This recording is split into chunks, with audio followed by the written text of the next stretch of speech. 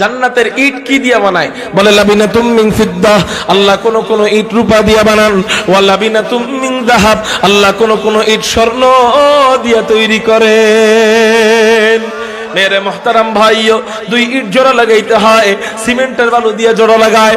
দুনিয়াতে ইট জোড়া লাগায়, সিমেন্টের মশলা বানায়, সিমেন্টের বালু দেয়, এরপর সাধারণ বালু দেয়, এরপর পানি দেয়। এই তিনটা একত্রিত কইরা দুনিয়ার ইট জোড়া লাগায়। আল্লাহ পাক রব্বুল আলামিন জান্নাতে ইট জোড়া লাগাবেন কি দিয়া? বলে জান্নাতের ইটের মশলা আল্লাহ কি দিয়া বানান? বলে জান্নাতি আতর, মিশক আম্বর দিয়া আল্লাহ জান্নাতের ইটের মশলা তৈরি করে। মেরে মুহতারাম ভাইও, জান্নাতের জমিন আল্লাহ কি দিয়া বানান? বলে জান্নাতের জমিন আল্লাহ পাক রব্বুল আলামিন দামি জাফরান দিয়ে বানান। আপনারা সদরে যাইবেন, জাফরান কিনতে, খাঁটি জাফরানের দাম, এক শিশি জাফরানের দাম 40 থেকে নিয়ে 60,000 টাকা। কোয়ালিটি ভেদে দাম কম বেশি। দুনিয়াতে যদি জাফরানের এত দাম হয়, জান্নাতে জাফরান না জানি কত দামি হবে। বলে ওই জাফরান দিয়া আল্লাহ পাক রব্বুল আলামিন পুরোটা জান্নাতের জমিন বানাইবেন। এবার একটু চিন্তা করেন, জান্নাতের জমিন কত দামি। ওই জমিনটা যেই জান্নাতে থাকবে, ওই জান্নাতটা না জানি কত দামি। এবার জান্নাতের কঙ্কর আল্লাহ কি দিয়ে বানায়? আরে দুনিয়াতে কঙ্কর কেউ দাম দেয় না, কঙ্কর দিয়া কুকুরকে ঢিল মারে, কিন্তু জান্নাতি কঙ্কর কত দামি, কত দামি। বলে কোন কোন কঙ্কর আল্লাহ পাক রব্বুল আলামিন মনি দিয়া বানান, কোন কোন কঙ্কর আল্লাহ মুক্তা দিয়া তৈরি করে। আলহামদুলিল্লাহ কদ্দারা খায়রান ওয়া খাবালা, আলহামদুলিল্লাহ কদ্দারা খায়রান ওয়া খাবালা, ওয়া শুকরু লিমান সাওয়ারা হুসনান ওয়া জামালা, ফারদুন সামাদুন আন সিফাতিল খালকি বারিউ, রাব্বুন আযালিয়্যুন খালাকাল খালকা কামালা, আল আনা কামা কানা ওয়া লাম ইয়ালকা যাওয়ালা, الآن كما كان ولم يلق زوالا، لا شبه ولا مثل ولا عم وقالا، لا شبه ولا مثل ولا عم وقالا। চিৎকার দিয়ে বলি আল্লাহু আকবার। আমরা জানতে পারলাম তিরমিজি শরীফের 2526 নম্বর হাদিস থেকে, জান্নাতের দেওয়াল কি দিয়ে তৈরি, জান্নাতের ইট কি দিয়ে তৈরি, জান্নাতের মশলা কি দিয়ে তৈরি, জান্নাতের জমিন কি দিয়ে তৈরি, জান্নাতের কঙ্কর কি দিয়ে তৈরি। এবার একটু চিন্তা করেন, আমরা যারা নাকি টাকা পয়সা কামাই, মাসে কয় লাখ টাকা কামাই, ধরেন 10 লাখ টাকাই নাইলে কামাই, মাসে কয় লাখ, ধরেন 10 লাখ টাকাই কামাই, এটা হয় না। আচ্ছা 1 কোটি টাকাই কামাই, 1 কোটি টাকা যারা মাসে কামায়, তারাও কি জীবনে একতলা স্বর্ণের বিল্ডিং বানাইতে পারছেনি? বলেন, সারা জীবন মিলে একতলা স্বর্ণের বিল্ডিং বানাইতে পারছেনি? অথচ যেই মালিক পুরা জান্নাতটা আমার জন্য স্বর্ণ দিয়া আর রূপা দিয়া, মিশক আম্বর দিয়া, মনিয়ার মুক্তা দিয়া, জাফরান আর ইয়াকুতের পাথর দিয়া বানায় রাখছে, ওই মালিকের কেমন গোলামি আমার আপনার জন্য করা দরকার। মেরে মুহতারাম ভাইও, শুধু তাই না, শুধু তাই না, বলে জান্নাতে যাওয়ার পর আল্লাহ পাক রব্বুল আলামিন আমাকে আপনাকে খাবার দিবেন। কোন খাবার? সর্বপ্রথম মেহমানদারি করাবেন। কোন খাবার দিয়ে? জানতে মনে চায়নি? জান্নাতি খাবার খাইতে মনে চায়নি? তাহলে শোনেন, জান্নাতে আল্লাহ সর্বপ্রথম আমাদেরকে মেহমানদারি করাবেন কোন খাবার দিয়ে? হাদিসটা আসছে হলো বুখারী শরীফের মধ্যে, হাদিস নাম্বার হলো 3329 নম্বর হাদিস। এই হাদিসের মধ্যে পাওয়া যায় আব্দুল্লাহ ইবনে সালাম, নাম কি বললাম বলেন না? আব্দুল্লাহ ইবনে সালাম, উনি ইহুদিদের বড় আলেম ছিলেন, ইহুদিদের বড় পণ্ডিত ছিলেন। ওনার বাড়ি ছিল মদিনায়। উনি যখন জানতে পারলেন মক্কা শরীফ থেকে হিজরত করে মদিনায় মুহাম্মদ নামে এক ব্যক্তি আসতেছে, উনি নবী দাবি করছে, উনি চিন্তা করলেন সবাই মুসলমান হয়ে গেলে আমি যাচাই বাছাই ছাড়া মুসলমান হব না, কারণ আমি তো সচেতন মানুষ, আমি তো পণ্ডিত মানুষ, আমি যাচাই বাছাই ছাড়া মুসলমান কেমনে হই? এবার নবীজি যখন মক্কা শরীফ থেকে হিজরত করে মদিনায় আসছেন, আব্দুল্লাহ ইবনে সালাম রাদিয়াল্লাহু তাআলা আনহু নবীজিকে জিজ্ঞাসা করেন, নবীজিকে 3 প্রশ্ন করবেন। কয় প্রশ্ন করবেন? এই তিনটা প্রশ্ন উনি ঠিক করছেন যে এই তিন প্রশ্নের উত্তর দিয়ে আমি তাকে আটকাবো। যদি এই তিন প্রশ্নের উত্তর দিতে পারে আমি কালেমা পড়ে মুসলমান হয়ে যাব, আর যদি উত্তর না দিতে পারে আমি ধরে নিব এটা মিথ্যা নবী। এবার এই তিন প্রশ্ন, কারণ এই তিন প্রশ্ন নবী ছাড়া আর কেউ জানে না। এবার এই তিন প্রশ্ন করার জন্য আব্দুল্লাহ ইবনে সালাম নবীজির দরবারে যাইতেছেন। অন্যান্য ইহুদিরা জিজ্ঞাসা করে, ও আব্দুল্লাহ ইবনে সালাম তুমি কই যাও? আব্দুল্লাহ ইবনে সালাম বলে, আমি সত্য মিথ্যার পার্থক্য করতে যাই, আমি নবীরে আটকাইতে যাই। কে নবী নবী দাবি করছে উনারে যাচাই করতে যাই। এবার ইহুদিরা বলে, আমরাও তোমার সাথে যাব। আব্দুল্লাহ ইবনে সালামের সাথে বিশাল ইহুদির কাফেলা যুক্ত হয়ে যায়। আব্দুল্লাহ ইবনে সালাম নবীজির কাছে যায়। যাওয়ার পরে দেখেন কি নবীজি মসজিদের মধ্যে বয়ান করতেছেন, সাহাবায়ে কেরামদেরকে সামনে নিয়ে শান্তির বয়ান করতেছেন। হায় হায়, ধারণা পাল্টে যায় যে মুসলমানদেরকে উগ্র মনে করেছিলাম, মুসলমানদেরকে সন্ত্রাস মনে করেছিলাম, কিন্তু মুসলমানদের নবী মুহাম্মদ এত শান্তির বাণী শুনাইতেছে। কি বয়ান করতেছে? বলে আফশুস সালাত ওয়া আতঈমুত তাআম।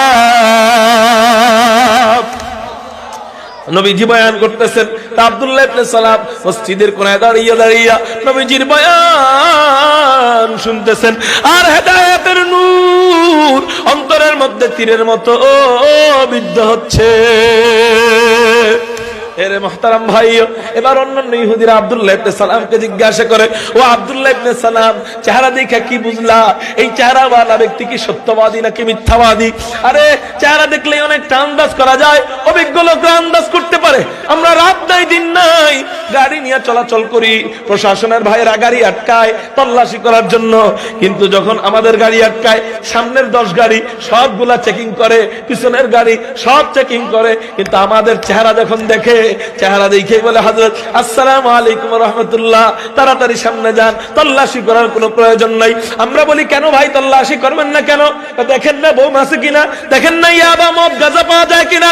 ওনারা আমাদের দিকে এমন ভাবে চায়, এমন ভাবে তাকায়, ওই তাকানোর স্টাইলেই আমরা বুঝা যাই ওনারা কি বলতে চায়। বলে ওনারা বলতে চায় এটাই যে হুজুর আপনারা আর কিছু করেন আর না করেন, আপনারা মদ নিয়ে চলাফেরা করবেন না, আপনারা মদ খোর না, ওলামায়ে দেওবন্দ মদ খোর না, ওলামায়ে দেওবন্দ বিড়ি খোর না, ওলামায়ে দেওবন্দ গাঁজা খোর না, ওলামায়ে দেওবন্দ ইয়াবা খায় না, ফেনসিডিল খায় না, ওলামায়ে দেওবন্দের রক্তের মধ্যে নিশার কোনো পানীয় নাই, ওলামায়ে দেওবন্দের পেটের ভিতরে হারামের কোনো অবকাশ নাই। ওলামায়ে দেওবন্দ আর কিছু হোক না হোক, গম চুরি করে গাড়ি দিয়ে নিবে না, তেল চুরি করে গাড়ি দিয়ে নিবে না, ট্রেন চুরি করে গাড়ি দিয়ে নিবে না। ওলামায়ে দেওবন্দ আর কিছু হোক না হোক অন্তত ভোট চুরি করতে পারে না। এটা বাংলাদেশের প্রশাসনের অভিজ্ঞ ভাইরা বুঝতে পারে, আমাদের চেহারা দেখে বোঝা যায়। আর যারা নাকি অনভিজ্ঞ ওরা আমাদের গাড়ি তল্লাশি করে, তল্লাশি করার সময় একবার আমার একজন জিজ্ঞাসা করে, বলে হুজুর আপনার গাড়িতে জিহাদি টিহাদি বই আছে নাকি? কি বই? জিহাদি টিহাদি বই আছে নাকি? এমনি জিজ্ঞেস করছি, জিহাদি টিহাদি বই আছে কিনা? আমি কইছি জিহাদি বইয়ের সবচেয়ে বড় জিহাদি বই ওটা আছে, নিবেন আপনি? হুজুর সবচেয়ে বড় জিহাদি বই আপনার কাছে আছে মানে? আমাকে হ্যাঁ, এই যে দেখেন না ছোট একটা কোরআন শরীফ আমার গাড়ির সামনে রাখা ছিল। আমাকে এই যে এটা জিহাদি বই। দেখি তো বুঝে নাই কোরআন শরীফ, মগা তো বুঝে নাই, নিয়ে খুইলা কয় হুজুর হুজুর সারা ধরে ফেলছি, আস্তাগফিরুল্লাহ আস্তাগফিরুল্লাহ। আমাকে আপনি নিজেই সম্মান করতেছেন জিহাদি বইরে, আবার নিজেই আপনি জিজ্ঞান জিহাদি বই আছে কিনা। এটার মধ্যে জিহাদের যে আয়াত আছে এগুলা বলতে গেলে তো আপনাকে চাকরি ঠিক থাকবে না। মেরে মুহতারাম ভাইও তো বলতেছিলাম, এবার নবীজি কি এবার হযরত আব্দুল্লাহ ইবনে সালামকে জিজ্ঞাসা করে, আব্দুল্লাহ ইবনে সালামকে জিজ্ঞাসা করা হয়, ও আব্দুল্লাহ ইবনে সালাম তুমি তো অভিজ্ঞ ব্যক্তি, চেহারা দেখে কি বুঝলা এই ব্যক্তিটা কি সত্যবাদী নাকি মিথ্যাবাদী? চেহারা দেখে কি বোঝা যায়? এবার আব্দুল্লাহ ইবনে সালাম বলে, ও মিয়া রে প্রশ্ন তিনটা করব কি, চেহারা দেখে বুঝা গেছি লাইসা বিওয়াজহিন কাযাব, এই চেহারাওয়ালা ব্যক্তি কখনো মিথ্যা নবী হইতে পারে না। খতমুর রুসুল্লাহ নজমে সুবুল সবহ হেদায়াত, মির্জা গোলাম আহমদ কাদিয়ানী এক চোখ কানা, এ বলে আবার নবী। আচ্ছা কোন তো সৃষ্টি জীব যত আল্লাহ পাকের সৃষ্টি আছে সব সৃষ্টির মধ্যে সবচেয়ে সেরা সৃষ্টি কোনটা? সবচেয়ে সেরা জাতি, সেরা সৃষ্টি আশরাফুল মাখলুকাত কোনটা? মানুষ। মানুষদের মধ্যে আবার আল্লাহ সবচেয়ে সেরা ভাবে তৈরি করবেন কাকে? যিনি হবেন শেষ নবী, ঠিক না বেটে? এখন মির্জা গোলাম আহমদ কাদিয়ানী যদি নবী হয়, তাহলে এরে আল্লাহ কানা করে বানাইলো কে? হ্যাঁ, কানা কি আবার নবী হইতে পারে? আল্লাহ আমাদের নবীজির চেহারার ব্যাপারে আল্লাহ নিজে কসম কাটেন, আর তোকে কানার ব্যাপারে কে কসম কাটছে? শুধু তাই না, আব্বাজান আদম থেকে নিয়ে শেষ নবী পর্যন্ত সবার মরণ হয়েছে সম্মানিত স্থানে, কিন্তু গোলাম মির্জা গোলাম আহমদ কাদিয়ানির মরণ হয়েছে পায়খানার টয়লেটের উপরে। এই এরা নবী হইতে পারে? আমাদের নবী চেহারা দেখেই বোঝা যায় যে এটাই শেষ নবী। এবার আব্দুল্লাহ ইবনে সালাম বলে, লাইসা বিওয়াজহিন কাযাব, আমি চেহারা দেখে বুঝে গেছি এই চেহারাওয়ালা ব্যক্তি কখনো মিথ্যা নবী হইতে পারে না। এবার আব্দুল্লাহ ইবনে সালাম নবীজির বয়ান শেষ হয়, আব্দুল্লাহ ইবনে সালাম নবীজির কাছে যায়, যাওয়ার পরে বলে, হযরত আপনাকে আমি 3টা প্রশ্ন করব, আপনি যদি উত্তর দিতে পারেন আমি কালেমা পড়ে মুসলমান হয়ে যাব, আর যদি উত্তর না দিতে পারেন আমি ধইরা নিব আপনি মিথ্যা নবী। এবার নবীজি বলেন, করো 3 প্রশ্ন। এবার প্রশ্ন করা হয়, 1 নাম্বার প্রশ্ন হলো, বলো তো মুহাম্মদ কিয়ামতের পূর্বে সর্বপ্রথম বড় আলামত কোনটা? 2 নাম্বার প্রশ্ন হলো, বলো তো মুহাম্মদ জান্নাতীরা যখন জান্নাতে যাবে আল্লাহ পাক রব্বুল আলামিন জান্নাতীদেরকে সর্বপ্রথম কোন খাবার দিয়ে মেহমানদারি করাবেন? সুবহানাল্লাহ কইবেন না? 3 নাম্বার প্রশ্ন হলো, বলো তো মুহাম্মদ সন্তানের চেহারা কখনো বাবার মতো কেন হয়, আবার কখনো মায়ের মতো কেন হয়? এই 3টা প্রশ্ন যখন করছে নবীজি প্রথমে কোনো কথা বলেন না, চুপ করে রইছেন। কারণ কি? ও মা ইয়ানতিকু আনিল হাওয়া ইন হুয়া ইল্লা ওয়াহয়ু ইউহা। নবীজি মন গড়া বানায় কোনো কথা বলেন না, হাওয়াই কোনো কথা বলেন না, আল্লাহর পক্ষ থেকে ওহী নাজিল হয়, এরপর নবীজি জবাব দেয়। এবার আল্লাহ ওহীর মাধ্যমে জানায় দেয় 3 প্রশ্নের উত্তর। এবার নবীজি বলেন, এই নাও ভাই 1 নাম্বার প্রশ্নের উত্তর, কিয়ামতের পূর্বে সর্বপ্রথম বড় আলামত হবে, পূর্ব দিক থেকে এক আগুনের শিখা উদ্ভাসিত হবে, যে আগুনটা মানুষদেরকে হাঁকাইয়া পশ্চিম দিকে নিয়ে যাবে। 2 নম্বর প্রশ্নের উত্তর হলো, জান্নাতীরা যখন জান্নাতে যাবে আল্লাহ পাক রব্বুল আলামিন জান্নাতীদেরকে সর্বপ্রথম মেহমানদারি করাবেন মাছের কলিজার অতিরিক্ত অংশ দিয়া। আল্লাহ জান্নাতীদেরকে মেহমানদারি করাবে। 3 নম্বর প্রশ্নের উত্তর হলো, সন্তানের চেহারা কখনো বাবার মতো কেন হয়, আবার কখনো মায়ের মতো কেন হয়? বলে, সন্তানের চেহারা বাবা মার মতো হওয়ার কারণ হলো বিবাহের পরে যে বৈধ পন্থায় বিবাহ হওয়ার পরে যে মিলন হয়, এই মিলন সংগঠিত হওয়ার পর আল্লাহ প্রদত্ত এক পানি স্বামী এবং স্ত্রীকে দেওয়া, এই পানিটা যদি স্বামীর থেকে আগে নির্গত হয় সন্তানের চেহারা দেখতে অনেকটা হয় বাবার মতো। এই পানিটা যদি বিবির থেকে আগে নির্গত হয় সন্তানের চেহারা দেখতে অনেকটা হয় মায়ের মতো। চিৎকার দিয়ে বলি সুবহানাল্লাহ। এবার আব্দুল্লাহ ইবনে সালাম বলে, হযরত আমার আর বুঝতে বাকি নাই, আমার তাড়াতাড়ি কালেমা পড়ে মুসলমান বানায়া দেন। আশহাদু আল্লাহ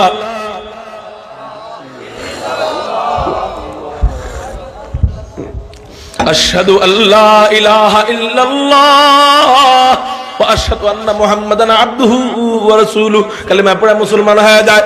এই হাদিস থেকে আমরা কি শিখতে পারলাম? বুখারী শরীফের 3329 নম্বর হাদিস থেকে আমরা কি শিখতে পারলাম? আমরা এটাও অনেক কিছুই শিখার আছে। এর মধ্যে এখানে আমার বোঝানোর উদ্দেশ্য হলো, জান্নাতীরা যখন জান্নাতে যাবে আল্লাহ পাক রব্বুল আলামিন সর্বপ্রথম কোন খাবার দিয়ে মেহমানদারি করাবেন? মাছের কলিজার অতিরিক্ত অংশ দিয়ে আল্লাহ জান্নাতীদেরকে মেহমানদারি করাবেন।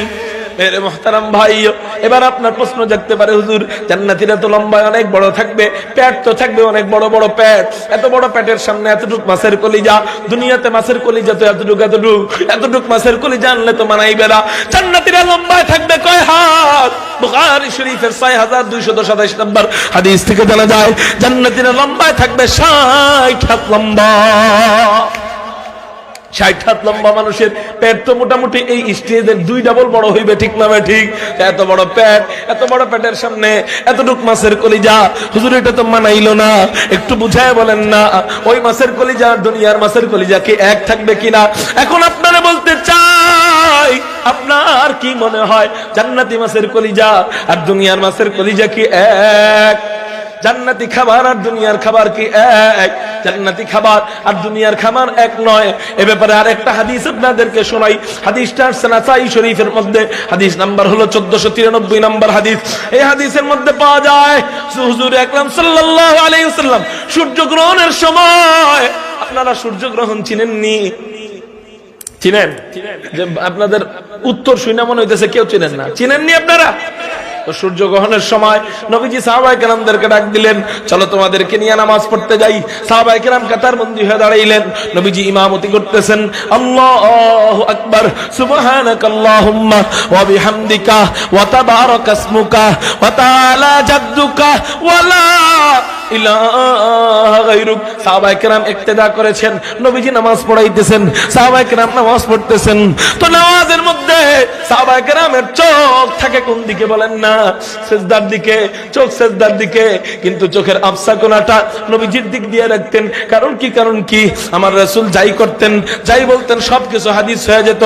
আমার রাসূল কাউকে বুড়ি আঙ্গুল দিয়ে খোঁচা দেয়, এটাও হাদিস হয়ে যায়। আমার নবী কাউকে থাপ্পড় দেয়, এটাও হাদিস হয়ে যায়। আমার নবী কাউকে আদর করেন, এটাও হাদিস হয়ে যায়। আমার নবী কাউকে আদেশ করেন, এটাও হাদিস হয়ে যায়। আমার নবী কাউকে নিষেধ করেন, এটাও হাদিস হয়ে যায়। এই যে আমি হেলান দিলাম, সোজা হয়ে বসলাম, 2 টাকার দাম কেউ দেয় না, কিন্তু নবীজি হেলান দেয়, আবার সোজা হয়ে বসেন, এটাও বুখারী শরীফের হাদিস হয়। কানা মুত্তাকিআন ফাজালাসা, ছিলেন তিনি হেলান দেওয়া, সোজা হয়ে বসলেন। তার মানে আমার নবীর সবকিছু হাদিস। সুবহানাল্লাহ বলেন। আশ্চর্য হইবেন, আমার নবীর চুপ থাকাটাও হাদিস। বলেন আলহামদুলিল্লাহ। আমার নবীর চুপ থাকাটাও হাদিস। উম্মতের জন্য আমার নবীর চুপ থাকাটাও রহমত। কেমন রহমত রে ভাই?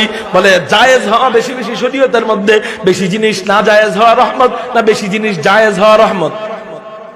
কি মনে হয় আপনার? কোন জিনিস রহমত? সুবিধা কোনটা বেশি? জায়েজ হওয়া। তো সাহাবী কোনো কাজ করতেছেন, নবীজি মুখ দিয়ে বলছেন, এই কাজ কইরো না, এটা না জায়েজের হাদিস হয়ে গেছে। আরেকজন কাজ করতেছেন, নবীজি কিছুই বলেন নাই, চুপ রইছেন। তাহলে কাজটা কি বুঝায়? জায়েজ বুঝায়। যা না জায়েজ হলে নবীজি বাধা দিত। চুপ রইছেন, তার মানে কাজটা জায়েজ, মানে ওই জায়েজ হওয়াটাই আমাদের জন্য রহমত। কোন সুবহানাল্লাহ। কেমন নবী?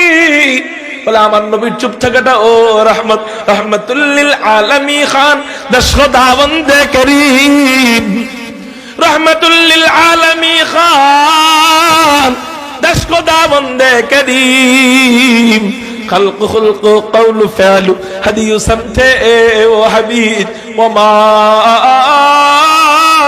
أرسلناك إلا رحمة للعالمين।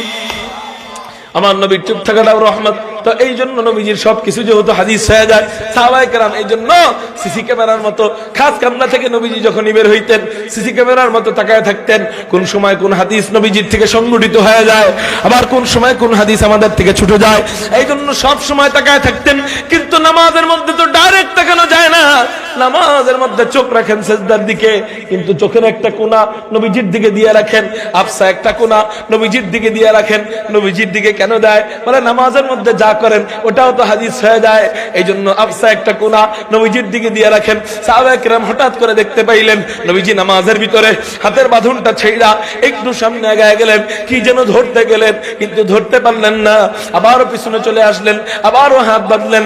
সাহাবায়ে কেরাম নামাজ শেষ করার পর জিজ্ঞাসা করলেন, ইয়া রাসূলুল্লাহ, ইয়া হাবিবাল্লাহ, নামাজের মধ্যে আজকে এক অপ্রত্যাশিত ঘটনা দেখলাম, যা আর কখনো দেখি নাই। কি দেখলা? বলে আমরা নামাজের মধ্যে দেখলাম আপনি নামাজের ভিতরে হাতের বাঁধনটা ছেড়া একটু সামনে আগায় গেলেন, কি যেন ধরতে গেলেন, কিন্তু ধরতে পারলেন না। আবারও পিছনে চলে আসলেন, আবারও হাত বাঁধলেন। কাহিনীটি তো বুঝলাম না। নবীজি বলেন, ও আচ্ছা, তোমরা তাইলে দেখে ফেলছো? বলে হ্যাঁ, আমরা দেখে ফেলেছি। তাহলে শোনো শোনো শোনো, আজকে এক আশ্চর্য কাণ্ড কারবার আল্লাহ আমার সাথে ঘটাইয়া দিছে। আরে আস্তে করে কোন, আল্লাহু আকবার, আস্তে করে কোন। এক আশ্চর্য কাণ্ড কারবার আল্লাহ আমার সাথে ঘটাইয়া দিছে। কি কাণ্ড কারবার? বলে আমি যখন তোমাদেরকে নিয়ে সূর্যগ্রহণের নামাজ পড়াইতেছিলাম, আমি তখন দেখতে পাইলাম হযরতে জিবরাইল পুরা জান্নাতটা হাতের মধ্যে নিয়া আমার নামাজের সামনে আইনা রাইখা দিছে। আমি নামাজে দাঁড়িয়ে দাঁড়িয়ে জান্নাতের নাজ নেয়ামতগুলা দেখতেছিলাম। এর মধ্যে একটা নেয়ামত দেখলাম, জান্নাতের ফলগুলো আমার সামনে আনা হয়। ও মিয়ারা, কেমন নবীর নবী পাইছি বলেন না আলহামদুলিল্লাহ। অন্যান্য নবীর আল্লাহর কাছে কান্দে, আল্লাহ ইন্তেকালের পরে তো জান্নাত দেখবই, ইন্তেকালের আগে একটু জান্নাত দেখতে চাই। আল্লাহ পাক রব্বুল আলামিন বলেন, লান তারা, এখনো তোমরা দেখতে পারবা না, এখনো দেখার শক্তি আমি তোমাদেরকে দেই নাই, ওই চোখ আমি মাওলা দেই নাই। এদিকে অন্যান্য নবীদেরকে বিদায় করে দেয়, আর আমাদের নবীজি দোয়া করেন, আল্লাহুম্মা ইন্নী আসআলুকাল জান্নাহ, আল্লাহুম্মা ইন্নী আসআলুকাল জান্নাহ, আল্লাহুম্মা ইন্নী আসআলুকা রিদাকা ওয়া জান্নাতাল ফিরদাউস। ও মেরে মুহতারাম ভাইও, তো নবীজি আল্লাহর কাছে দোয়া করেন, আল্লাহ জান্নাত চাই, জান্নাত চাই, জান্নাত চাই, জান্নাত চাই। আল্লাহ বলেন, ও জিবরাইল রে, আমার রাসূল জান্নাত চায় না দেখেই যদি তোমার জান্নাত চায়, দেখলে তাইলে কি হবে? যাও যাও যাও, স্বচক্ষু দিয়া, রাসূলের নিজ চক্ষু দিয়া জান্নাতটা একটু দেখায় নিয়ে আসো। জিবরাইল বুঝাইতেছে, আল্লাহ জান্নাত দেখাবো কেমনে? জান্নাতে কি নবীজিরে নিয়ে আসবো নাকি? আল্লাহ বলেন, না না না, জান্নাতে রাসূলরে নিয়ে আসবা, এটা পরের ব্যাপার। এখন যাও, পুরা জান্নাতটা আমার রাসূলের আজমত আমি এত বাড়াইছি, এত বাড়াইছি, এত বাড়াইছি, আমার রাসূল যেখানে দাঁড়ানো আছে পুরা জান্নাতটা হাতের মধ্যে নিয়া আমার রাসূলের পায়ের সামনে ফালাইয়া দাও। সাহেবে আসরা সে উনা মুসা একবার পরমালা। আপনাদের কষ্ট হয়, শেষ করে দিব। সাহেবে আসরা সে উনা মুসা একবার পরমালা। علم اوز اولین و آخری اندر مزید، علم اوز اولین و آخری اندر مزید. صاحب خلق عظیم، صاحب خلق عظیم، مظہر جود عمیم. آیت رحمت کے شان اورو بست رحیم، آیت رحمت کے شان اورو بست رحیم. رحمت للعالمی خان دش خداوند کریم، رحمت للعالمی خان دش خداوند کریم. وما أرسلناك إلا رحمة للعالمين، وما أرسلناك إلا رحمة للعالمين. কারো জবান যেন বন্ধ থাকে না, চিৎকার দিয়ে বলি আল্লাহু আকবার। মেরে মুহতারাম ভাই, এবার হযরত জিবরাইল পুরা জান্নাতটা হাতের মধ্যে নিয়া নবীজির নামাজের সামনে আইনা রাইখা দেয়। নবীজি বলেন, আমি নামাজে দাঁড়াইয়া দাঁড়াইয়া জান্নাতের নাজ নেয়ামতগুলা দেখতেছিলাম। এর মধ্যে আমি দেখতে পাইলাম জান্নাতি ফলগুলো আমার সামনে আনা হয়, জান্নাতি আপেল আনা হয়, জান্নাতি আনার আনা হয়, জান্নাতি ডালিম আনা হয়। এর মধ্যে একটা ফল আঙ্গুর ফল, চিনেন নি আপনারা আঙ্গুর ফল? আঙ্গুরের একটা থোড়া আমার সামনে আনা হয়। আমি আর নিজেকে সামলাইতে পারলাম না। জান্নাতের আঙ্গুরের থোড়া বলে কথা, দেখতে এতটা চমৎকার লাগতেছিল, এতটা বিউটিফুল লাগতেছিল, দেখতে এতটা সুন্দর লাগতেছিল। ওই নামাজের ভিতরে আমি জান্নাতের আঙ্গুর ফল ধরতে গেছিলাম, কিন্তু এটা এত বড় যে ওটা ধরে আমি আনতে পারি নাই। সাহাবায়ে কেরাম জিজ্ঞাসা করলেন, ইয়া রাসূলুল্লাহ, ইয়া হাবিবাল্লাহ, ওটা আনলে তো আমরাও একটু খাইতে পারতাম, আমরাও একটু দেখতে পারতাম, কিন্তু বড় দেখে আনতে পারেন নাই, তাহলে আমাদেরকে বলেন না জান্নাতের ওই আঙ্গুরের এক থোড়া কত বড়? নবীজি বলেন, এখানে এই কথা বলার জন্যই পুরো হাদিস আনছি, খুব মনোযোগ দেন। নবীজি বলতেছেন, ও আমার সাহাবীরা শোনো, আমি যদি জান্নাতের মাত্র একটা আঙ্গুরের থোড়া আনতাম, আমি থেকে নিয়ে কিয়ামত পর্যন্ত সমস্ত জাতিরা, সমস্ত গোষ্ঠীরা, সমস্ত পুরুষরা, সমস্ত নারীরা কিয়ামত পর্যন্ত জান্নাতের আঙ্গুরের থোড়া থেকে আঙ্গুর খাইতো, কিয়ামত হয়ে যাইতো, তারপরেও জান্নাতের একটা আঙ্গুরের থোড়া শেষ হতো না। লা দিদ্দা ওয়ালা হাদ্দা লিমাওলা, لا ضد ولا ند ولا حد لمولا، لا كفو ولا ضد ولا عم وقالا. میں ڈھونڈ رہا کہا ہے دربار الہی، میں ڈھونڈ رہا کہا ہے دربار الہی. मोहब्बत में तेरा दम बदम रखना है मौला, मोहब्बत में तेरा दम बदम रखना है मौला, मोहब्बत में तेरा दम बदम रखना है मौला, तेरा नाम मजीना है तेरी नाम में मरना, हमें तो दोस्त बना ले हमें तो मस्ती बना दे, हमें तो दोस्त बना ले हमें तो मस्ती बना दे, हमें तू प्यार बना ले हमें तू यार बना ले, हमें तू प्यार बना ले हमें तू यार बना ले, तू खुदा बंदे यमीनी तू खुदा बंदे शिमाली, तू खुदा बंदे अरादी तो खुदा बंदे समावी, तू खुदा बंदे अरादी तो खुदा बंदे समावी, तू खुदा मालिक फिरदौस खुदा खालिक तू ना, तू न फरमान के रहमान तू गुनहगार के गफ्फार, तू न फरमान के रहमान तू गुनहगार के गफ्फार। कारो जबान যেন বন্ধ থাকে না, চিৎকার দিয়ে বলি আল্লাহু আকবার। ও মেরে মুহতারাম ভাইও, এবার কি করেন আল্লাহ পাক রব্বুল আলামিন জান্নাতের মধ্যে কেমন আঙ্গুর ফল রাখছেন, বলে এক আঙ্গুরের থোড়া থেকে কিয়ামত পর্যন্ত মানুষ খাবে, তারপরে জান্নাতের মাত্র একটা আঙ্গুরের থোড়া শেষ হবে না। এবার ওয়াজ শুধু শোনার নাম না, বয়ান শুধু শোনার নাম না, আজকে বাড়িতে যাইয়া বালিশের সাথে মাথাটা ঠেকায় একটু চিন্তা করবেন, যেই মালিকের জান্নাতের মধ্যে এক আঙ্গুরের থোড়াই যদি এত বড় হয়, ওই জান্নাতটা না জানি কত বড়, ওই জান্নাতের অন্যান্য নাজ নেয়ামত না জানি কত সুন্দর। চিৎকার দিয়ে বলি সুবহানাল্লাহ। এখান থেকে আমরা কি বুঝলাম? জান্নাতি আঙ্গুর ফল আর দুনিয়ার আঙ্গুর ফল আকাশ পাতালও যদি পার্থক্য বলি সঠিক হবে না ভুল হবে? আন্দাজে বললেন না? আকাশ পাতালও যদি পার্থক্য বলি সঠিক হবে কি হবে? ভুল হবে। তাহলে এবার বুঝেন, জান্নাতি আঙ্গুর ফল আর দুনিয়ার আঙ্গুরে যদি এই পার্থক্য হয়, এখান থেকে আমরা কি বুঝলাম? জান্নাতি খাবার আর দুনিয়ার খাবার এক। এখান থেকে আমরা এটা বুঝলাম, জান্নাতি মাছের কলিজা আর দুনিয়ার মাছের কলিজাও এক নয়। সুবহানাল্লাহ বলেন। কি এমন করে? হ্যাঁ, আল্লাহ আল্লাহ এদেরকে হেদায়েত দান করুক। মাহফিল হইতেছে জানে, ওরা খোঁজ নিয়ে দেখবেন হিন্দু ঘরের পোলাপান না, দেখবেন খোঁজ নিয়ে এটি মুসলমান ঘরের পোলাপান। ঠিক না ভাই? ঠিক। এই বাবুরা, তোমরা যারা মাইকের আওয়াজ পাচ্ছ, অনেকগুলা মানুষের বদদোয়া লাগবে, ধ্বংস হয়ে যাইবা। এই জিনিসটা আর ফুটাবা না। আরেকটু আলোচনা করবো নি? হ্যাঁ, আচ্ছা, কেউ উঠবেন না। তাহলে কে, যদি কেউ ওঠে টাইনা ধরতে পারবেন? কে কে হাত উঠান? তাহলে এবার বুঝে উঠছেন, খুলে দেবো কিন্তু, সাবধান। ঠিক আছে? তাহলে আমরা এখান থেকে কি বুঝলাম? জান্নাতি আঙ্গুর আর দুনিয়ার আঙ্গুর যেমন এক নয়, এখান থেকে বোঝা যায় জান্নাতি খাবার আর দুনিয়ার খাবার এক।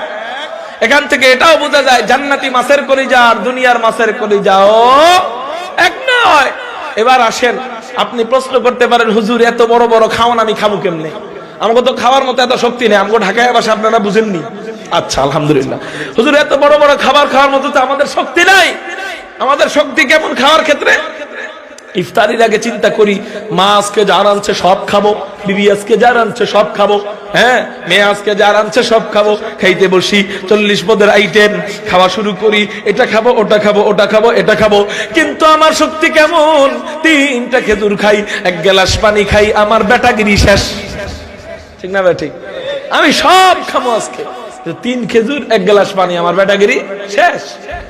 এই খাওয়ান নিয়ে আনি জান্নাতি খাওয়ান খাওয়া যাবে? হ্যাঁ, জান্নাতে পাখি একটা উড়ে যেতেছে, আপনি মনে মনে বলবেন আল্লাহ এই পাখিটা আমি খাইতে চাই। সাথে সাথে পাখিটা ভুনা হয়া আপনার মুখের সামনে 3টা জিনিস আইসা যাবে, পাখি প্লেট দস্তরখান, পাখি প্লেট দস্তরখান আপনার মুখের সামনে অটোমেটিক এসে যাবে। এই বিজ্ঞান এক সময় কি কইছে জানেন? হুজুররা গাঁজাখুরি কথা পায় কই থেকে? মনে মনে বলে পাখি আবার ভুনা হয়ে সামনে আসে, এটা কেমনে সম্ভব? কিছুদিন পর বিজ্ঞান আবিষ্কার করে রিমোট। দূর থেকে চাপ দেয়, ওদিকে টিভি চলে, দূর থেকে চাপ দেয়, ওদিকে ফ্যান ঘোরে, দূর থেকে চাপ দেয়, ওদিকে এসি চলে। শুধু তাই না, আশ্চর্য হইবেন, জমিনে রিমোট কন্ট্রোল করে, মধ্য আকর্ষণের স্যাটেলাইট নিয়ন্ত্রণ করে। ঠিক না ভাই? ঠিক। আল্লাহ পাকের কাছে আলাদা 100 ভাগ ইলম আল্লাহ গচ্ছিত রাখছেন। 100 ভাগের 1 ভাগকে আল্লাহ দুইটা ভাগ করছেন। কয় ভাগ? 1 ভাগ। 100 থেকে 1 ভাগকে কয় ভাগ করছেন? 2 ভাগ। এই 2 ভাগের 1 ভাগ পুরাটাই দিছে আমাদের নবীজির মাথায়, আর বাকি অর্ধেক একেবারে আদম থেকে নিয়ে শেষ পর্যন্ত যত কুল কায়নাত আছে, যত সৃষ্টিকুল আছে, সব সৃষ্টিকুলের মাথায় বাকি অর্ধেক দিছে। এবার কোন কতটুক আমি আপনি ভাগে পাইছি? কোন এই হিসাব করা যাবে জীবনে? কল্পনা করা যায় যে কতটা কম আমাদের মাথায় আসছে? এত কম ব্রেন, এত কম জেহেন, যেটা নিয়ে আমি মাকড়সার একটা জাল বানাইতে পারি না। এত কম জেহেন নিয়ে আমি এতটুক বুদ্ধি নিয়ে একটা মৌমাছির চাক বানাইতে পারি না। অথচ দেখা যায় আমি স্যাটেলাইট বানায় ফেলাই, জমিনে বৈশা বৈশা কন্ট্রোল করি, ওদিক দিয়ে বঙ্গবন্ধু স্যাটেলাইট নিয়ন্ত্রণ হয়। আছে না আমাদের বাংলাদেশের স্যাটেলাইটের নাম কি? বঙ্গবন্ধু স্যাটেলাইট। ওদিক দিয়ে বঙ্গবন্ধু স্যাটেলাইট নিয়ন্ত্রণ হয়। তো এবার চিন্তা করেন, বিজ্ঞান এতটুক জেহেন দিয়ে যদি এই আবিষ্কার করে, যেই মালিকের কাছে, যেই রবের কাছে 99 ভাগ ইলম গচ্ছিত আছে, ওই রব এখানে তো ইঞ্জিনিয়ার আমি আপনি, আল্লাহ দেওয়া বুদ্ধি দিয়া ইঞ্জিনিয়ার আমি আপনি, জান্নাতে ইঞ্জিনিয়ার সরাসরি থাকবেন ওই 99 ভাগ ইলমের মালিক যেই আল্লাহ, সেই আল্লাহ। এটা তো নবীজি 99 ভাগ একটা মানে বড় বড় বোঝানোর জন্য বলছে। যেমন মনে করেন একজনকে 2-3 বার ডাক দিছে, এই এদিকে আয়, শুনে নাই। 2 বার ডাক দিছে, এই এদিকে আয়, শুনে নাই। 3 বার ডাক দিছে, এই এদিকে আয়, শুনে নাই। এরকম করে 4 বার ডাক দিছে, শুনে নাই। কিন্তু যখন আসবে তখন কবে, ভাই তোরে 14 বার ডাক দিলাম, শুনলি না কেন? আচ্ছা, এই 14টা কি সংখ্যা বুঝাইছে না বেশি বুঝাইছে? তোরে 70 বার কইলেও তুই আমার লগে ঘাটতারামি করতেছস, এটা কি আসলে 70? আর কয়েকবার কইছে দেখা 70 কইছে? এখানে যে 99 ভাগ ইলমের কথা বোঝানো হয়েছে, এটার ব্যাখ্যায় মুহাদ্দিসিনে কেরাম বলেন যে আসলে আল্লাহর কাছে 99 ভাগ ইলম, এটা বললে আসলে এটা ধারণা করলে ঠিক হবে না। এটা বড়ত্ব বোঝানোর জন্য আরবরা ব্যবহার করে থাকে, বেশি বোঝানোর জন্য বলছে। কিন্তু আল্লাহর কাছে যে কত ইলম, এর কোনো হিসাবই নাই। এই 99 ভাগ কেন, 99 কোটিও যদি আনা হয় তাও কম হবে। ঠিক না ভাই? ঠিক। এত ইলম যার কাছে, সেই আল্লাহ কি আল্লাহর দেওয়া বুদ্ধি দিয়ে ইঞ্জিনিয়ারিং করে রিমোট বানাইতে পারো, দূর থেকে চাপ দাও, এসি চলে। আল্লাহ কি পারবে না? বান্দা মনে মনে জান্নাতে বলবে আল্লাহ পাখি চাই, সাথে সাথে পাখি ভুনা কইরা আল্লাহ মুখের সামনে আনতে পারবেন না? পারবেন। এবার পাখি খাওয়ার পরে হাড্ডি নিচে রাখবেন, হাড্ডি আবার পাখি হয়ে উড়াল দিবে। কালকে বাড়িতে যে সুবহানাল্লাহ কইেন, যদি আবার আল্লাহ আল্লাহ হয়ে যায়, শয়তানে কুমন্ত্রণা দেয়, এই বেশি কইছে সুবহানাল্লাহ, যদি আবার আল্লাহ আল্লাহ হয়ে যাস। ঠিক না ভাই? ঠিক। এই জন্য একটু চিল্লায় বলি না সুবহানাল্লাহ। এবার পাখি খাওয়ার পরে রইবে প্লেট আর দস্তারখান। কি রইবে? প্লেট আর দস্তারখান। চিন্তা করবেন প্লেট দিয়ে আর কি করবো, সরায় রাখি, চাপাইতে নিবেন, দেখবেন কি প্লেট থেকেও খাবারের ঘ্রাণ আসতেছে। এবার আপনি চিন্তা করবেন প্লেট থেকে খাবারের ঘ্রাণ আসে, একটু কামড় দিয়ে দেখি তো। একটু কামড় দিবেন, দেখবেন এক প্লেটের এক এক কামড়ে 70 রকমের মজা। এবার আপনি প্লেট সহ খাবেন, খাইবেন, বাবা রে বাবা, দাদার নাম ডুবাইয়া খাইবেন, খালি খাওয়া খাইর খেলা জান্নাতে। হ্যাঁ, এবার প্লেট খাবেন, খাওয়ার পরে চিন্তা করবেন দস্তারখান দিয়ে আর কি করবো, এটা ফালাই দিই। দস্তারখান ফালাইতে দিবেন, আর দেখবেন কি দস্তারখানটা রুটির মতো তুলতুল করতেছে। আল্লাহকে বলবেন আল্লাহ এটা কি দস্তারখান নাকি রুটি? আল্লাহ পাক রব্বুল আলামিন বলবেন, ও আমার বান্দারা রে, এটা তো কোনো দস্তারখান না, এটা আমি আল্লাহ তোদের জন্য রুটি বানাইছি। ও মাওলা রে, এত সুন্দর রুটি তুমি বানাইছো কি দিয়া? আল্লাহ পাক রব্বুল আলামিন বলবেন, ও আমার জান্নাতি বান্দারা, তোরা যেই জমিনে বৈশা বৈশা আমার বয়ান শুনতি, যেই জমিনে বৈশা বৈশা আমার কুদরতে কদমে সিজদা দিতি, যেই জমিনে বৈশা বৈশা তেলাওয়াত করতি, যেই জমিনের মধ্যে আমার ইবাদত বন্দেগী করতি, ওই জমিনকে আমি আল্লাহ ফালায়া দেই নাই। ওই জমিনকে আমি আল্লাহ এত দামি বানাইছি, এত দামি বানাইছি। তোরা যখন জান্নাতে ঢুকছস, ওই জমিনটাকে আমি আল্লাহ খামিরা বানাইয়া, ওই জমিন দিয়া রুটি বানাইয়া আমি আল্লাহ তোদের সামনে পেশ করেছি। জমিন দিয়া রুটি বানাইলে মজা লাগবো? হ্যাঁ, আপনি জমিন নিয়া, মাটি কতগুলা নিয়া আপনার বউর কাছে দিয়েন, কইন গিন্নি রুটি বানায় দাও। আপনার বউ ঝাড়ু নিয়ে দৌড়ানি দিবার, কইব তার কি সব গেছে নি তার সিরার ঘরে, তার সিরা। ঠিক না ভাই? ঠিক। দুনিয়ার জমিনের এ দিয়ে রুটি বানাইলে মজা লাগবে না, কিন্তু জান্নাতে মজা কেন লাগবে? মুহাদ্দিসিনে কেরাম ব্যাখ্যা করেন, সব খাবারের মজা আসে কোথা থেকে? এই যে সামনে চা রাখা, মজাটা আসছে কই থেকে? জোরে বলেন। বলে না, জানে না মনে হয়। চায়ের মজা কোথা থেকে আসছে? পাতি কোন জায়গা থেকে হইছে? গাছ থেকে। গাছ আসছে কই থেকে? জমিন থেকে। আম খাই, আমের স্বাদ আসে কোথা থেকে? কাঁঠালের স্বাদ, ফলের স্বাদ, বেদানার স্বাদ, আঙ্গুরের স্বাদ, মধুর স্বাদ, দুধের স্বাদ, সব স্বাদের মূল গুড়া হলো জমিন। এবার আপনি একটু চিন্তা করেন, এক আম যদি এত মজা হয়, এক কাঁঠাল যদি এত মজা হয়, এক আপেল যদি এত মজা হয়, এক আনারস যদি এত মজা হয়, এক ডালিম যদি এত মজা হয়, এক আঙ্গুর যদি এত মজা হয়, এক মধু যদি এত মজা হয়, এক দুধ যদি এত মজা হয়, একটু কল্পনা করেন সব মজাকে যদি একত্রিত কইরা কিছু বানানো হয় ওটা কেমন মজা হবে। বলে আল্লাহ পাক রব্বুল আলামিন আমাদেরকে জান্নাতে দিয়া জমিনটাকে আল্লাহ চিপড়াইবেন, ওখান থেকে সব মজা বের কইরা ওটা দিয়ে আল্লাহ রুটি বানাইয়া আমাদের সামনে পেশ করবেন। আমরা ওই রুটি খাবো, এক এক কামড়ে দুনিয়ার সব খাবারের চেয়ে বেশি মজা লাগতে থাকবে। ওই খাবার খাইতে চাইনি, ওই রুটি যদি খাইতে চাই এই দুই ঠোঁটের মাঝখান দিয়া হারাম মাল ঢুকানো যাবে। মেরে মুহতারাম ভাইও তো বলতেছিলাম, হুজুর জান্নাতে এত খাবার আমরা খাবো কিভাবে? আমাদের তো শক্তি নাই খাওয়ানোর মতো। এখন আমি আপনাদেরকে হাদিস শোনাইতে চাই। হাদিসটা আসছে সহিহ আল জামে, একটা হাদিসের কিতাবের নাম। হাদিস নাম্বার হলো 1627 নম্বর হাদিস। নবীজি জানায় দেয় জান্নাতীরা যখন জান্নাতে যাবে আল্লাহ পাক রব্বুল আলামিন প্রত্যেকটা জান্নাতীকে দুনিয়ার 100 শক্তিশালী পুরুষের শক্তি দিয়ে দিবে। এবার নবীজি বলেন 100 পুরুষের শক্তি নিয়ে জান্নাতীরা খাবার খাবে, 100 পুরুষের শক্তি নিয়ে জান্নাতীরা পান করবে, 100 পুরুষের শক্তি নিয়ে জান্নাতীরা যার যার বিবিদের সাথে মিলন করবে। এখন আসেন আমরা জান্নাতের মধ্যে ঢুকবো। বুড়া কারা আছেন একটু হাত উঠান তো দেখি। বুড়া বুড়া বুড়া, লজ্জার কিছু নাই, হাত উঠান। ও বুড়া সাহেব হাত উঠান।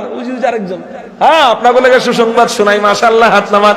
আসলে কি একটা কথা জানেননি, বুড়ারা নিজেকে বুড়া কইতে শরম পায়, এর লেগে হাত উঠায় না। অথচ বুড়া হইলে লাভ, দুনিয়াতেও লাভ, আখিরাতেও লাভ। দুনিয়াতে লাভ কেমন একটু সংক্ষেপে বইলা দেই।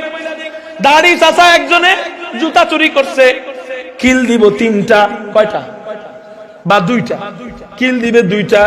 জুতা চুরি করছস, দাদার নাম ভুলাই দিব পিটায়, এমন পিটান পিটাই। কিন্তু যদি দাড়িওয়ালা হয়, কাঁচা দাড়ি, চুল কাঁচা চুল, এখন কিল দিব কয়টা? আগের থেকে অর্ধেক কইমা আসবে, ঠিক না ভাই? ঠিক, আগের থেকে অর্ধেক কইমা আসবে। কিছুদিন পরে দেখলো এমন যে ব্যক্তি জুতা চুরি করছে, যে ব্যক্তির দাড়িও পাকা চুলও পাকা। এখন কোন ওই ব্যক্তিটা আর কি বেড়ারে কিলাইতে পারবো? কবে কে মিয়া তুমি বুড়া মানুষ চুরি করো কেন? মনে মনে চিন্তা করবো, মনে হয় বাতের অভাবে চুরি করে, পোলা মনে হয় টাকা পয়সা দেয় না, মেয়ে মনে হয় টাকা পয়সা দেয় না। এই নাও ভাই 200 টাকা আমার পকেট থেকে রাখো, আর জীবনে চুরি করবে না, ঠিক না ভাই? ঠিক। তাহলে বলেন পাকনা চুল পাকনা দাড়ি সম্মানী বানায় কি বানায় না? খালি এখানেই সম্মানিত বানায় না, হাদিসের মধ্যে আসছে পাকনা চুলওয়ালা পাকনা দাড়িওয়ালা মুমিনকে আল্লাহ নিজে সম্মান করেন, নিজে লজ্জা করেন। আপনি পিটাইতে লজ্জা করতেছেন যে এই বুড়া মানুষের মারি কেমনে, দাদার বয়সের মানুষ, এই বুড়া মানুষের রাগ করি কেমনে? সম্মান আপনি নিজে করেন। বলে আপনি শুধু নিজেই করেন না, আল্লাহ নিজেও সম্মান করেন। এই জন্য এখন চিন্তা করেন, বুড়া হইলে লাভ না জোয়ান হইলে লাভ? জোয়ান হইলে অন্যদিকে লাভ, কিন্তু বুড়া হইলে আবার আরেক দিকে লাভ। এই বুড়া হওয়ার পরে আমরা অনেকে সাদা কালো খেজাব লাগাইয়া এই দাড়িরে কালা বানাই, এটাতে লাভ না, বরং লস, ঠিক না? ঠিক। তুই বা বুড়ারা কি জান্নাতে? এই বুড়ারা করে আরেকটা লসের কথা কই, লস না লাভ নিজেরাই কইেন। তিরমিজি শরীফের 2545 নম্বর হাদিস থেকে জানা যায় বুড়ারা জান্নাতে যাইতে পারবো না। হ্যাঁ এটাই বুড়ারা জান্নাতে যাইতে আগে কাইন্দেন না, কান্দার আগে জিগায় কাইন্দেন। বুড়ারা জান্নাতে যাইতে পারবে না, তো জান্নাতে যাইবে কারা? বলে আল্লাহ পাক রব্বুল আলামিন প্রত্যেকটা বুড়াকে, প্রত্যেকটা বুড়িকে 30 থেকে 33 বছরের যুবক যুবতী বানাইয়া, অন্য রিওয়ায়াত মোতাবেক পাওয়া যায় মা বোনদেরকে 18 বছরের যুবতী বানাইয়া, সুন্দর সুরমা লাগাইয়া, চেহারা সুন্দর দান করে আল্লাহ পাক রব্বুল আলামিন মেশক আম্বরের আতর মাইখা অবাঞ্ছিত লোমগুলা ফেলাইয়া আল্লাহ যার যার জান্নাতে ঢুকাবে। এবার জান্নাতীরা যখন জান্নাতের দরজার সামনে আসবে, আল্লাহ বলেন হাত্তা ইযা জাউহা ফুতিহাত আবওয়াবুহা। আর মাত্র দুই একটা হাদিস বলি, আমার বয়ান শেষের দিকে নিয়ে যাব, যেহেতু আপনাদের কষ্ট হইতেছে। হাত্তা ইযা জাউহা ওয়া ফুতিহাত আবওয়াবুহা ওয়া ক্বালা লাহুম খাজানাতুহা সালামুন আলাইকুম তিবতুম ফাদখুলুহা খালিদিন। জান্নাতীরা যখন জান্নাতের দরজার সামনে যাবে, জান্নাতের দরজাগুলা পট পট পট পট করে খুলে যাবে। এবার জান্নাতের রক্ষীরা বলবে আসসালামু আলাইকুম। সুবহানাল্লাহ বলেন। ও দুনিয়ার নেতারা, ও দুনিয়ার বিএনপি আওয়ামী লীগ জাতীয় পার্টির নেতারা, তোমরা আমাকে দাম দাও না, হুজুরগো দাম দাও না, আমাদেরকে জেলের মধ্যে নিয়ে মারো। যখন তোমাদেরকে আমরা কখনো সালাম দেই, সালামের উত্তরও তুমি নিতে চাও না, পেটটারে ছয় মাইশা বানায়া অহংকার নিয়ে বসে থাকো, আমাকে সালাম দাও না। বলে তোর সালামে আমাদের কসু আসবে না, কসু যাবে না। তুই সালাম না দিলে কি হবে? তোর রব, তোর বাপের রব, তোর 14 গোষ্ঠীর রব আল্লাহ জান্নাতের মধ্যে আমাদেরকে নিজে সালাম দিবেন, সালামুন কাওলাম মির রাব্বির রহিম।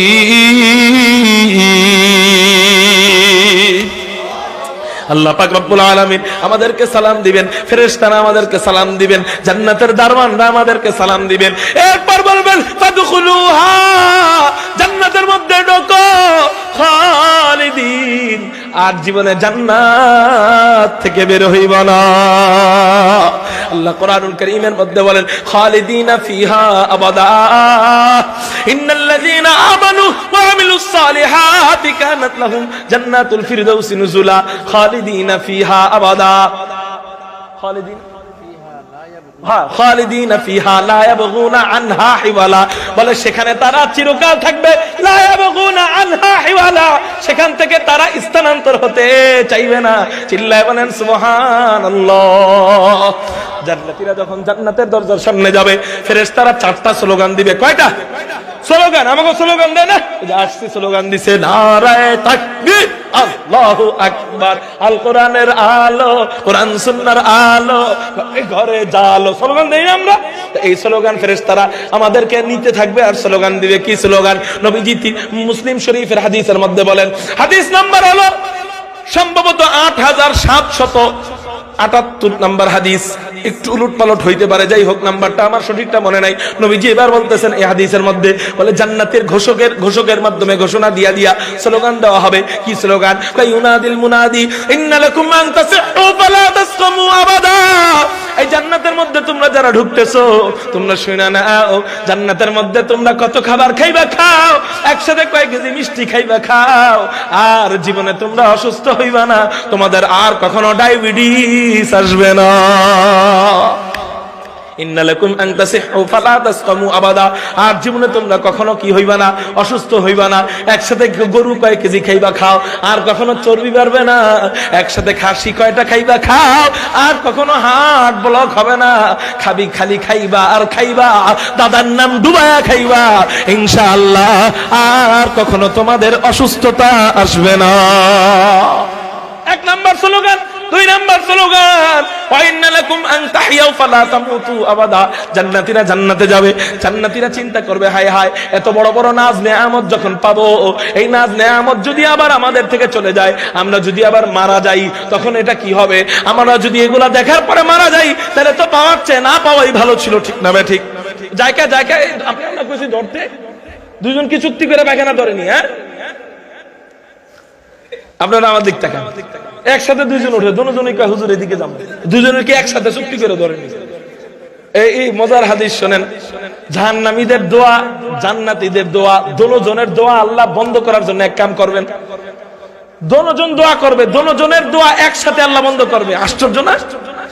এরকম কোন আর কিছু পাওয়া যায় না যে দোনোজনের দোয়া আল্লাহ একসাথে বন্ধ করবে, এরকম আর কিছু পাওয়া যায় না। কি সেটা? জাহান্নামীরা বলবে আল্লাহ মরণ দাও, মরণ দাও, মরণ দাও, মরণ দাও, মরণ দাও। জান্নাতীরা বলবে আল্লাহ মরণ দিও না, মরণ দিও না, মরণ দিও না, মরণ দিও না। আল্লাহ কইব তোর কথাও বন্ধ করতেছি, তোর কথাও বন্ধ করতেছি। আল্লাহ মরণটাকে দুবার একটা আকৃতি বানাইবেন। আল্লাহ যদি মুখে বলতেন এই মরণ আর হইব না, তাহলে মানুষ তাও জ্ঞানর গণন করতো। এর লেগে আল্লাহ চোখে দেখাই দিবেন মরণ নামক একটা বস্তু, এই মরণটাকে দুম্বার আকৃতি কইরা জান্নাত এবং জাহান্নামের মাঝখানে রেখে আল্লাহ জবাই দিবেন। সুবহানাল্লাহ। কোন জবাই দেওয়ার পরে জাহান্নামীদেরকে দেখাইবেন এই আর মরণের দোয়া করলে লাভ হইব না, মরণ শেষ। জান্নাতীদেরকে বলবে, এই জান্নাতীরা শোন, আর একই জিনিস একই কাজ করলে জাহান্নামীরা কষ্ট পায়, জান্নাতীরা খুশি হয়। সুবহানাল্লাহ। জাহান্নামীরা কষ্ট পায়, জান্নাতীরা খুশি হয়। দেখা জাহান্নামীদের কান্না বাইরে যাবে। এদিক দিয়ে জান্নাতীরা যখন দেখবে যে মরণ শেষ, জান্নাতীরা খুশিতে আল্লাহু আকবার বলে উঠবে। আপনারা পরে কয়েন আল্লাহু আকবার, চিন্তা করে জান্নাতে যায় কমনে একসাথে, এখানে আর কয়ে লাভ কি? ওখানের কথা আর সব পাওয়া যাবে না। ওখানে কাজ আছে কিন্তু মজুরি আর নাই। ওখানে কাজ ইচ্ছা করলে করবা, না করলে নাই, কিন্তু করলে মজুরি নাই। এখানে করলে মজুরি কত একটু পরে বলতেছি। এবার শুনেন, ঢুকাবে স্লোগান, ইন্নালাকুম আন তাহিয়াউ ফালা তামুতু আবাদা। জান্নাতীরা জান্নাতের মধ্যে ঢুকতেছো আর জীবনে তোমাদের কখনো মরণ হবে না। 3 নম্বর স্লোগান, ওয়া ইন্নালাকুম আন তাশিব্বু ফালা তাহরামু আবাদা। ও জান্নাতীরা, তোমরা জান্নাতের মধ্যে ঢুকতেছো, শুনে নাও আর জীবনে কখনো জান্নাতের মধ্যে তোমরা বুড়া হইবা না, আর কখনো তোমাদের যৌবন শেষ হবে না। 4 নাম্বার স্লোগান, ওয়া ইন্নালাকুম আন তানামু ফালা তাবাসু আবাদা। ও জান্নাতীরা, তোমরা জান্নাতের মধ্যে ঢুকছো আর জীবনে কখনো তোমাদের এই সমস্ত নাজ নেয়ামত ছিনিয়ে নেওয়া হবে না, বরং বাড়তেই থাকবে। এই সমস্ত নেয়ামত আর জীবনেও শেষ হবে না। একটু কল্পনা করেন, আদি অনন্তকাল ওই জান্নাতের দরজা দিয়া ঢুকবেন, ওখানেই থাকবেন আর জীবনে বের হইবেন না। কেমন আনন্দের বিষয় হবে ওই মুহূর্তটা। কি ভাই, যাইতে মনে চায়নি? বলেন না, চায় না না? জান্নাতে যেতে মনে চায় না? যাইতে চাইলে আমাদের কি করতে হবে? ওই যে আয়াত, ইন্নাল্লাযীনা আমানু, 1 নাম্বার ঈমান আনতে হবে। কি আনতে হবে? ঈমান কাকে বলা হয়? আল ঈমানু হুয়াত তাসদীকু মা জাআ বিহিন নবী সাল্লাল্লাহু আলাইহি ওয়াসাল্লাম। ঈমান বলা হয় আল্লাহর পক্ষ থেকে নবীজি যা নিয়ে এসেছেন। বলেন, আল্লাহর পক্ষ থেকে নবীজি যা নিয়ে এসেছেন সবগুলাকে হুবহু বিশ্বাস করার নাম ঈমান। বলে না সবগুলাকে হুবহু বিশ্বাস করার নাম ঈমান। 2 নাম্বার, নেক আমল করতে হবে। নেক আমল কাকে বলা হয়? বলে প্রতিটি কাজ রাসূলের সুন্নাত তরিকা মোতাবেক করার নাম নেক আমল। আপনি ঘুমাইতেছেন, ঘুমটা কি নেক আমল? কিন্তু ঘুমের শুরুতে যদি আপনি দোয়া পড়ে ঘুমান, ডান কাতে ঘুমান, ঘুমটাও নেক আমলে পরিণত করে দিবেন কে? এই জন্য প্রতিটি কাজ রাসূলের সুন্নাত তরিকা মোতাবেক করব তো ইনশাআল্লাহ। এখন আসেন, নেক আমলের সবচেয়ে বড় নেক আমল হলো নামাজ। জান্নাত আল্লাহ আপনারা দিব ঠিক, কিন্তু চাবি নাই, কাম হইব নি। জান্নাতের চাবি কি? মিফতাহুল জান্নাতিস সালাহ। আজকে থেকে ওয়াদা দেন, একটা যুবক আর ওই জান্নাতে যদি যাইতে চাই, আর জীবনে একটা ওয়াক্ত নামাজও জীবন যাইতে পারে, দেহে যতক্ষণ প্রাণ থাকবে নামাজ কাজা করব না। কারা কারা এই ওয়াদা দিতে রাজি আছেন? আল্লাহু আকবার বলে 2টা হাত আল্লাহকে দেখেন। ওয়াদা, নামাজ কাজা করবেন না তো?